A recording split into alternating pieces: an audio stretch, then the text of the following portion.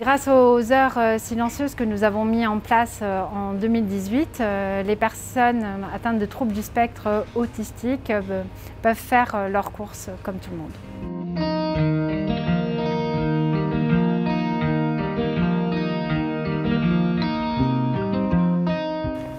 Les lumières, oui, elles sont éteintes, les lumières. Tu peux enlever ton casque. Regarde, il n'y a pas de bruit. Allez. Je suis Christelle, la présidente de l'association Espoir pour mon futur et la maman d'une jeune fille TSA, Clémence, qui aura bientôt 18 ans.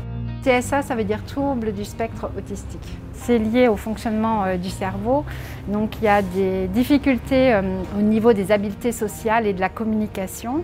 Et puis il y a aussi des activités restreintes et répétitives.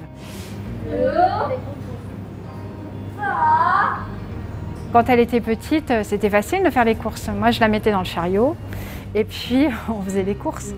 Sauf que je me suis aperçue qu'au niveau du comportement, eh bien, elle mettait beaucoup les doigts dans la bouche, elle était extrêmement rouge et dès qu'il y avait un appel à micro, elle commençait à stresser, à être pas bien. Votre attention, Madame Bouzé. Madame Bouzé, vous êtes demandée au bureau d'accueil. Merci. Rendez-vous le jeudi 14 octobre pour profiter de cette offre exceptionnelle. En grandissant, on ne peut plus la mettre dans le chariot. Et ce qui s'est passé, c'est qu'elle ne rentrait plus dans les magasins. Je t'aide ? En 2018, avec Isabelle, la RH du Super U de Vierzon, nous avons mis en place les heures silencieuses pour permettre justement aux personnes autistes de pouvoir faire leurs courses comme tout le monde. C'est-à-dire qu'on diminue l'intensité lumineuse et puis aussi on va éteindre tout ce qui est musique, tout ce qui est des appels au micro, la diminution des bips aux caisses, parce que les personnes autistes, en fait, ce que nous, on peut entendre, pour eux, ça peut être multiplié par 10. Il y a 700 000 personnes atteintes du trouble du spectre autistique en France et ça représente 1% de la population. Faire ses courses, c'est quand même un acte essentiel de la vie quotidienne. Pourquoi ils ne pourraient pas le faire aussi ? Allez, je te laisse ranger. À la suite de la mise en place de l'heure silencieuse au Super U de Vierzon, Isabelle a proposé à Nadia Essayan, la députée, d'en faire une proposition de loi.